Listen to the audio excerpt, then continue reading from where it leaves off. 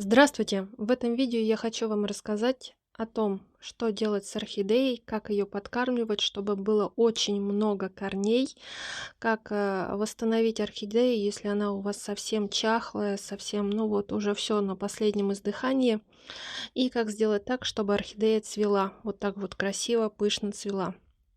Сразу скажу, что цветущие орхидеи обязательно подкармливают. Если вы хотите, чтобы орхидея цвела 10-12 месяцев, ее надо кормить. Обязательно кормить. Я свои орхидеи поливаю один раз в 2 недели. Также я содержу орхидеи более 15 лет, то есть мне есть с вами чем поделиться. Все эти методы мной проверены в течение 10 лет, и они рабочие. Сейчас мои орхидеи, половина орхидей, даже все взрослые орхидеи у меня сейчас цветут. А мои малыши, которые я приобрела в этом году, они наращивают массу, потому что вы видели, я покупала совсем маленькие, совсем крошечные орхидейки, и поэтому им надо время. И одна из моих подписчиц сегодня утром привезла мне орхидеи, которые ей жалко было выбросить, но они уже сказала, ну, она устала с ними бороться и попросила меня хоть как-нибудь их выходить.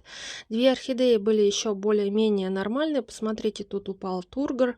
В целом это, можно сказать, еще не очень плохо. А тут вот лист начал, видно, ожог, что ли, был у листа.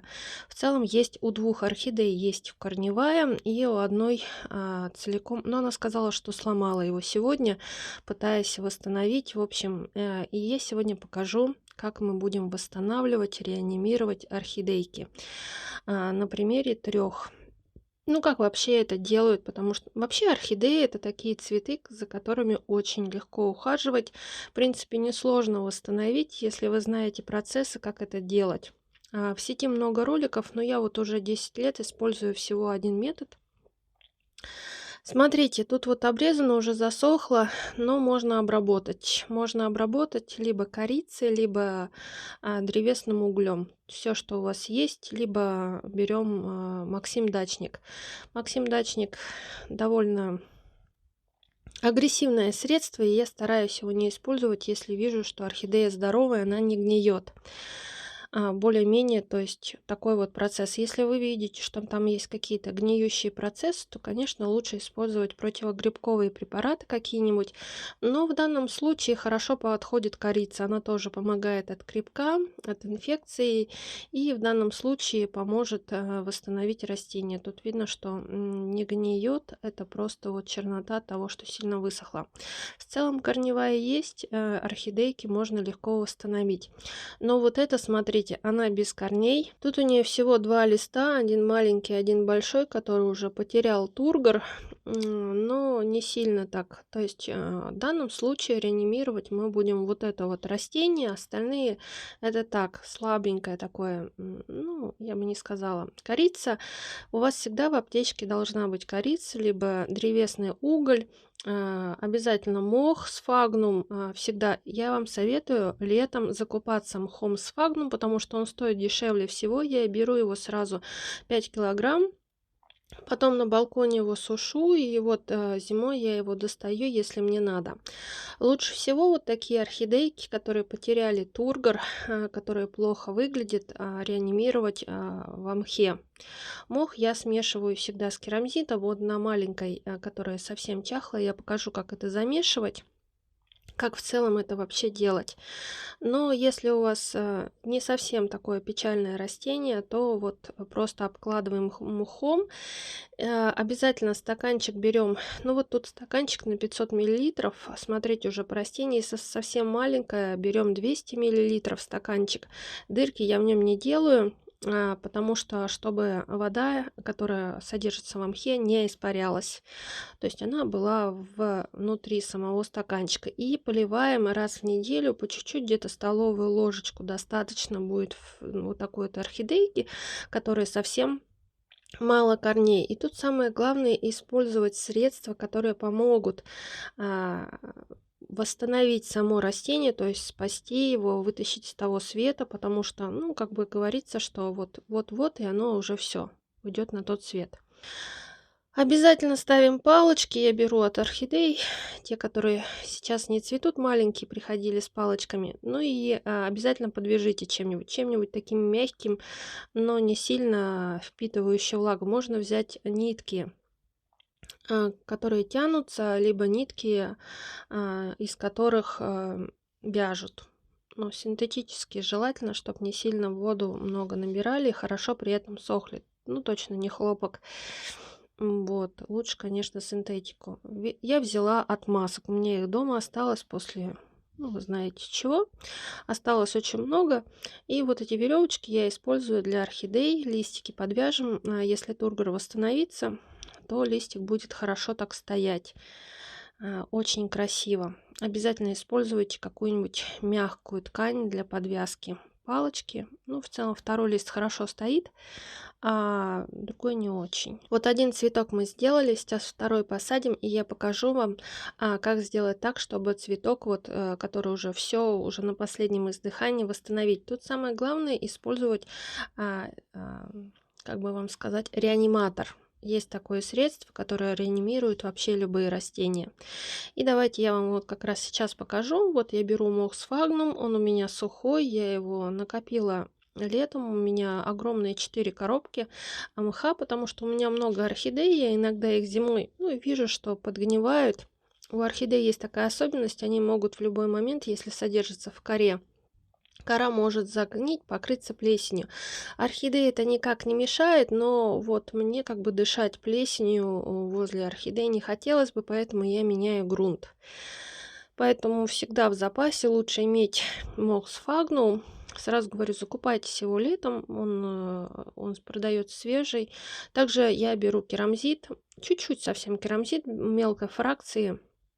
Если мелкой нет, можно взять большой, но его надо совсем немного, чтобы мох, он когда намокает, он становится очень влажный. Не каждый может выращивать растения в чистом мхе, но мне, когда вот приходили растения летом в чистом мхе, мне очень понравилось. Тут просто надо регулировать полив.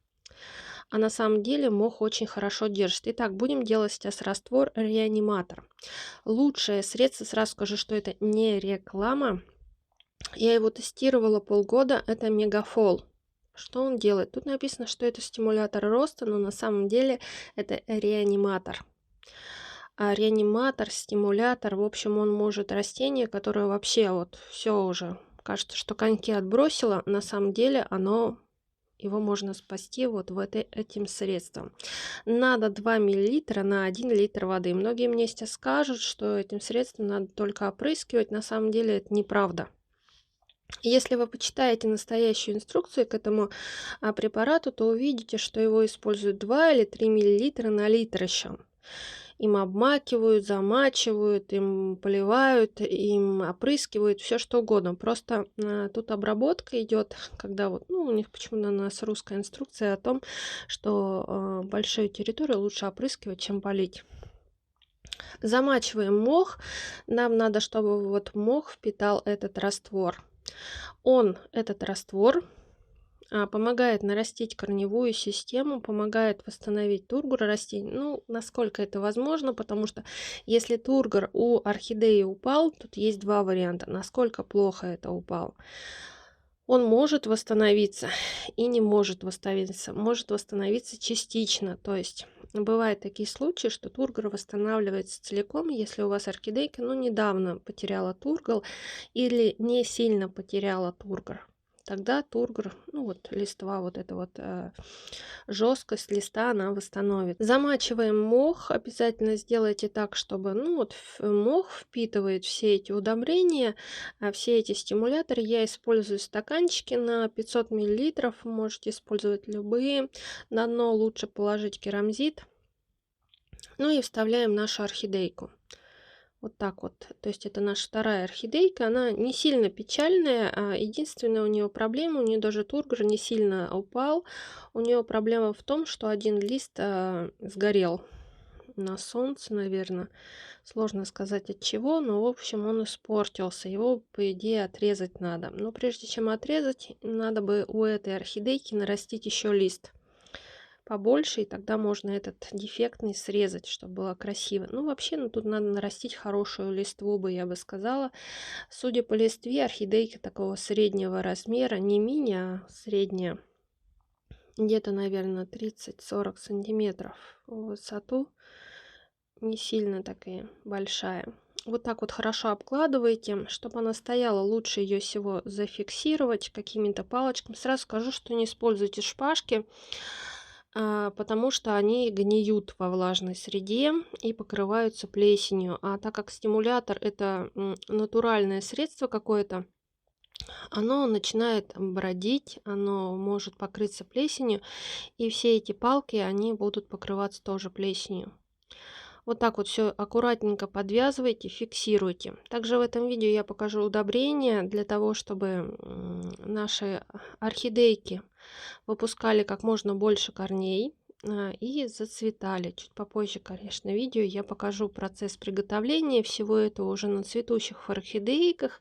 И даже если орхидеи у вас еще не цветут, например, сейчас в Сибири зима, минус 40, и как бы стрессовую температуру невозможно устроить, не повредив растения, поэтому стрессовые температуры я уже орхидеям не устраиваю. Я просто вот подкармливаю их. Я нашла удобрение, которое стимулирует, активирует рост этих почек. И в целом я покажу, как это все работает. Так, фиксируйте орхидейки. Когда делаете все это, не торопитесь, делайте, как говорится, с любовью, потому что растения чувствуют, что вы к ним испытываете. И для этого тоже нужна как бы забота, внимание. Вот у нас остался листик совсем без корней и с двумя листиками, и очень сильно обломан. Тут обязательно, в такой ситуации обязательно используем только мох.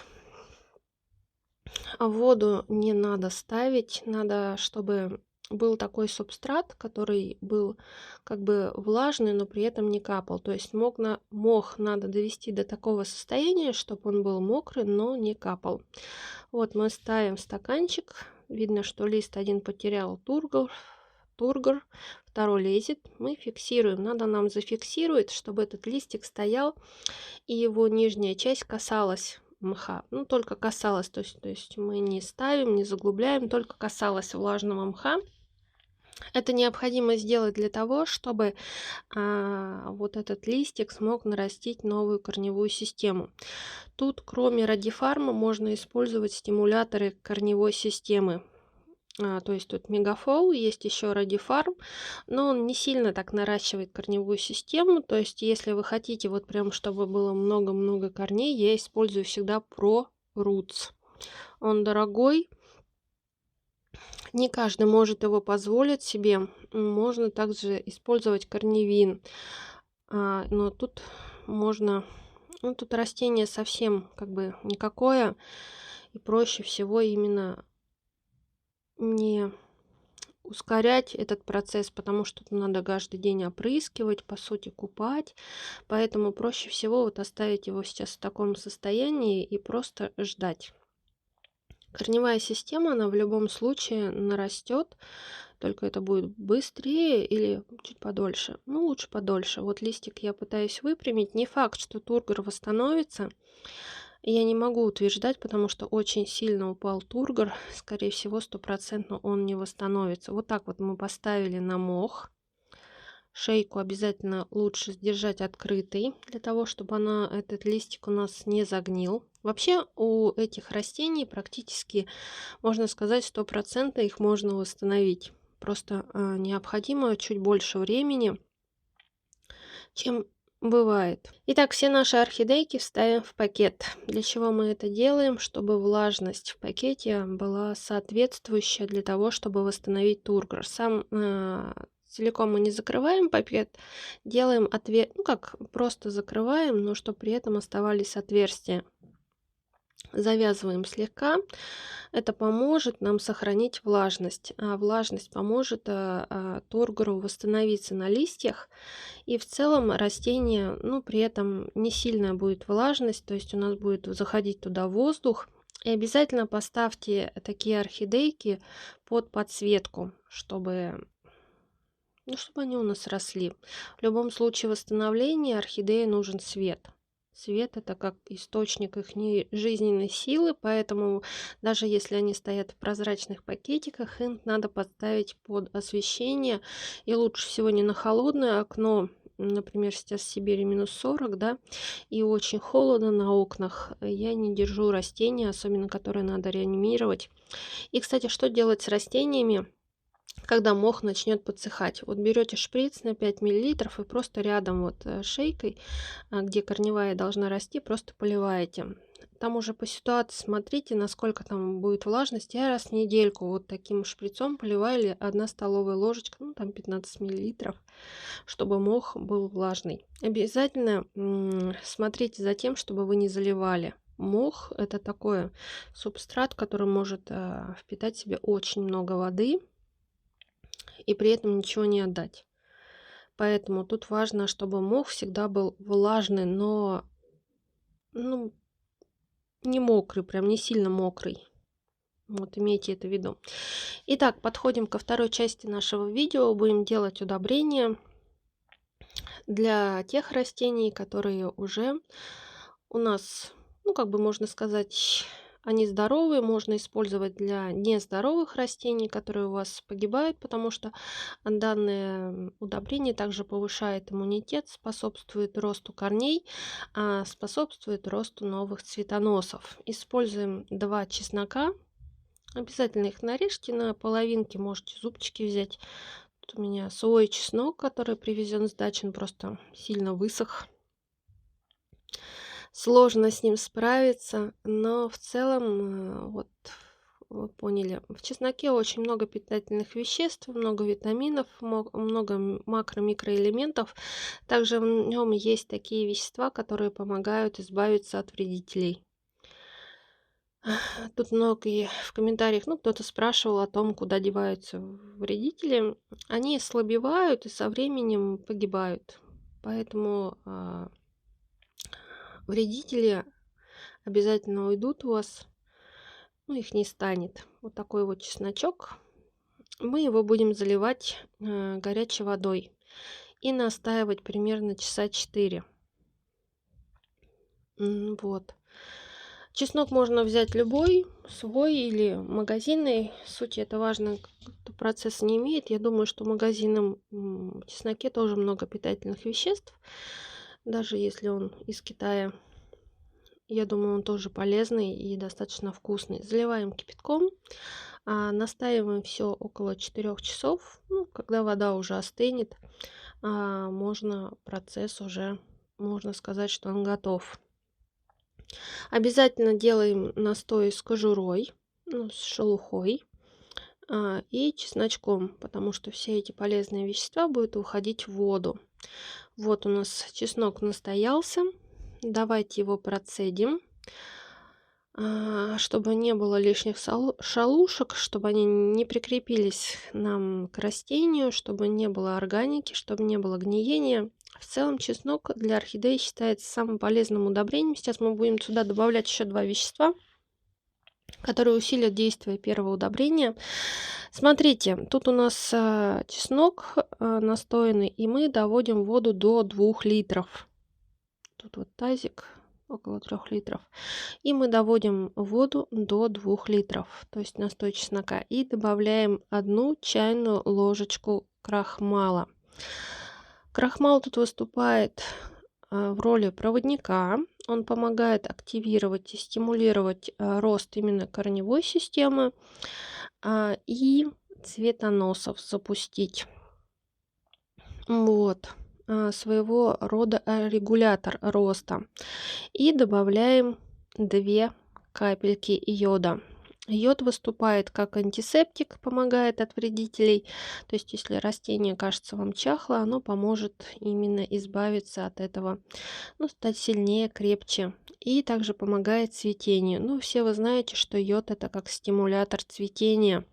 То есть мы делаем такой вот настой, который помогает и корневой систему, потому что чесночная вода, она стимулирует цветение, стимулирует рост корней, стимулирует, ну, своего рода все процессы растение. Вот у меня орхидейка, вы, наверное, помните ее по предыдущим видео, она у меня цветет с мая. Кто говорит о том, что орхидеи нельзя подкармливать, не слушайте, вы просто не умеете это делать. Я держу орхидеи более 15 лет, и если вы не будете их кормить во время цветения, она у вас может зачахнуть. Потому что во время цветения орхидея тратит много сил, много энергии, много витаминов, много питательных веществ. И если не будете кормить, ну, скажем так, она не выпустит у вас второй цветонос, третий цветонос, не выпустит лист, потому что у нее просто не будет питания. Все свое питание она может вытащить из листьев. Почему во время цветения часто желтеют листья? Именно от того, что вы их не кормите, и все питание она, ну, достает из листиков. В общем, во время цветения вам сигнал, если орхидея начала сушить, ну, желтеть листья, это говорит о том, что она начала именно свое питание для того, чтобы поддержать красивое цветение, брать из листьев. Итак, этот раствор мы купаем, можно поливать, вытираю листики. Ну, в целом листва, видите, грязная, и я вот стараюсь пару раз в месяц вытирать, но так как я живу в Кузбассе, это угольный город, шахтерский город, тут пыли, а, ну, вот этот угольной пыли, ее тут море, просто тут уже в течение нескольких дней окна просто черные становятся. То есть это нормальное явление для нашего города, что тут все черное. Мы к этому привыкли, я здесь родилась в целом, и поэтому мне проще к этому относиться. Вот, замочили, можно замочить на 30 минут, протереть этими раствором листики обязательно. Всегда протирайте листики каким-нибудь раствором питательным, чтобы через листья тоже попадают удобрения. Во время цветения удобрения используют в половинчатой, как правило, дозе, для того, чтобы растение не сильно как бы подвергалось удобрениями. Вот в целом и все. Если у вас какие-то вопросы еще останутся, пишите в комментариях, я вам обязательно расскажу. И если вам понравилось видео, поставьте лайк, подписывайтесь на мой канал. Всем пока-пока. Всегда с вами Елена, и красивых вам орхидеек. Смотрите, как красиво они цветут. Обожаю цветы, много-много лет содержу, и вот они отвечают такой красивой красотой цветения. Пока-пока.